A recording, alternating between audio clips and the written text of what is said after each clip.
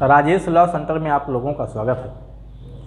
आज हम लोग चर्चा करेंगे कि अगर ज़मीन को बेचने को लेकर के कोई एग्रीमेंट हुआ हो तो क्या उस एग्रीमेंट को रद्द कराया जा सकता है कोर्ट से। क्या एक बार एग्रीमेंट हो जाने पे उस व्यक्ति को बेचने के लिए विवश किया जाएगा, क्या वो बेचने के लिए मजबूर हो जाएगा। इन्हीं विषयों पे चर्चा करेंगे कि क्या स्थिति है, कानून क्या कहता है। तो अगर किसी व्यक्ति ने एग्रीमेंट किया है अपनी ज़मीन को बेचने के लिए, लेकिन अगर अब वो नहीं बेचना चाहता है तो इसको रद्द करा सकता है एग्रीमेंट को। कैसे रद्द कराएगा, आइए एक एक करके इसको देखते हैं। एग्रीमेंट को रद्द कराए जाने का जो आधार है वो है शून्य और शून्य करणीय। शून्य और शून्य करणीय एग्रीमेंट को, अगर कोई भी एग्रीमेंट हुआ तो जिसने एग्रीमेंट किया है, चाहे वो कोई भी व्यक्ति हो, कोई भी कारोबारी हो, प्लाट जो है खरीद रहा हो, खरीदने का एग्रीमेंट किया हो, नहीं लेना है उसे, ठीक है, या किसी ने बेचने का करार किया हो, उसे नहीं लेना है, तो कौन रद्द करा सकता है। लेने वाला देने वाला दोनों को रद्द कराने की पावर है, लेकिन ये रद्द कराने का जो प्रावधान है वो कहाँ है। तो आप देखेंगे स्पेसिफिक रिलीफ विनिर्दिष्ट अनुतोष अधिनियम 1963 की धारा 27 के अंतर्गत, विनिर्दिष्ट अनुतोष अधिनियम 1963 की धारा 27 के अंतर्गत इस एग्रीमेंट को रद्द कराया जा सकेगा। अब एक चीज़ मैं और बताऊं, व्यवहार में इसे एग्रीमेंट कहते हैं, लेकिन लॉ की भाषा में इसे कॉन्ट्रैक्ट कहते हैं। क्या कहते हैं? कॉन्ट्रैक्ट, यानी संविदा कहते हैं, क्योंकि एग्रीमेंट इंग्लिश वर्ड है, इसकी हिंदी होती है करार, और करार इन्फोर्सेबल हमेशा नहीं होता, ध्यान रखिएगा। Every agreement is not enforceable by law, ठीक है, प्रत्येक करार विधि द्वारा परिवर्तनीय नहीं होता है, लेकिन every contract is enforceable by law, ठीक है। बट समटाइम्स, कुछ केसेज में, ठीक है, कुछ कंडीशंस में संविदा अगर इम्पॉसिबिलिटी के कारण वाइड हो जाए, इम्पॉसिबल हो जाए, ठीक है, कंडीशन ऐसी हो जिसका फुलफिल करना पॉसिबल ना रह जाए, तब तो शून्य हो जाती है, वो अलग की बात है।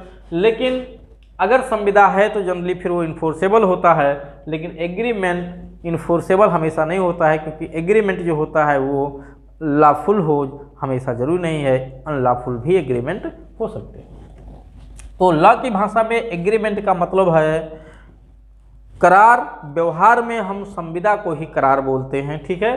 तो कुल मिला के इसका मतलब है कि संविदा हुई है, बात तय हो चुकी है लेन देन के लिए, ठीक।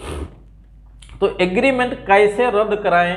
अगर कोई भी एग्रीमेंट का यहाँ हम लॉ की भाषा में बोलेंगे तो कॉन्ट्रैक्ट, अगर कोई भी कॉन्ट्रैक्ट शून्य है, अगर कोई भी कॉन्ट्रैक्ट शून्य है, ठीक है, चाहे वो व्यापार रोधक करार हो, विधि अवरोधक करार हो, अनिश्चित करार हो, ठीक है, बाजी का करार हो, ठीक है, अन्यथा विधि द्वारा रोका गया हो, तो वो सब के सब शून्य हैं। और अगर ऐसी कोई शर्त इसमें पूरी हो रही जो एग्रीमेंट हुआ है तो उसे शून्य कराया जा सकेगा।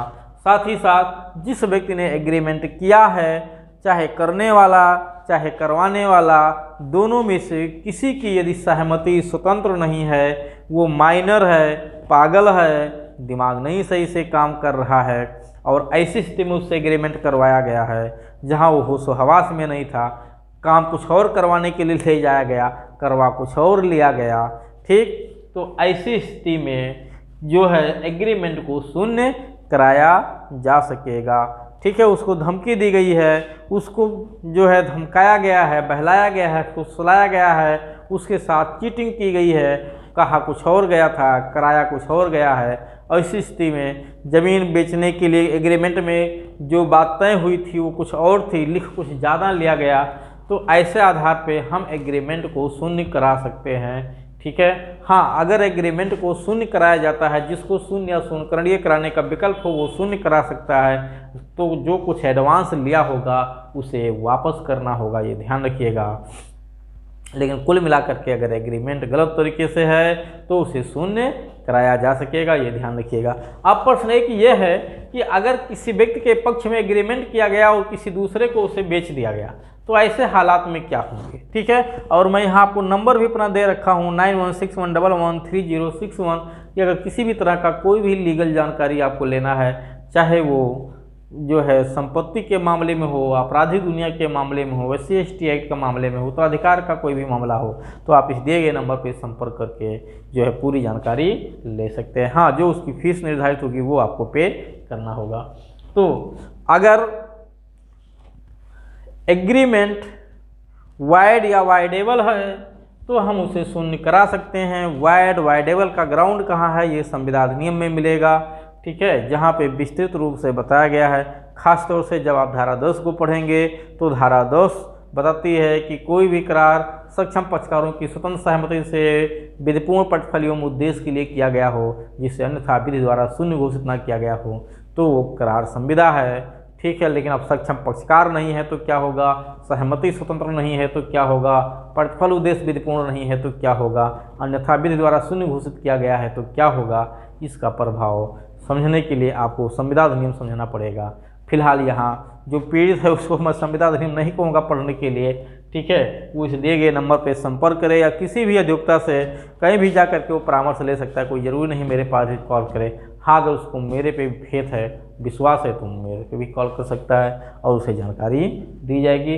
कुल मिलाकर के कहने का मतलब ये है कि एग्रीमेंट है तो उसे भी शून्य कराया जा सकेगा, ठीक है। बैनामा हो चुका है तो उसे भी रद्द कराया जा सकता है। ऐसा नहीं है कि एक बार बैनामा हो गया या एक बार एग्रीमेंट हो गया तो नहीं रद्द कराया जाएगा। चलिए, मैं एक वीडियो में ये भी आप लोगों को बताऊंगा कि अगर किसी व्यक्ति ने एग्रीमेंट किसी से किया और फिर किसी और को बेच दिया तो उसका क्या प्रभाव होगा। जिसको बेच दिया उसे मिलेगा कि नहीं, जिसके पक्ष में एग्रीमेंट किया गया था उसका क्या हाल होगा, उसको कोई लाभ मिलेगा कि नहीं मिलेगा, या वो स्पेसिफिक परफॉर्मेंस का केस फाइल कर सकता है या नहीं कर सकता है। इस पर भी चर्चा करेंगे किसी अदर वीडियो में।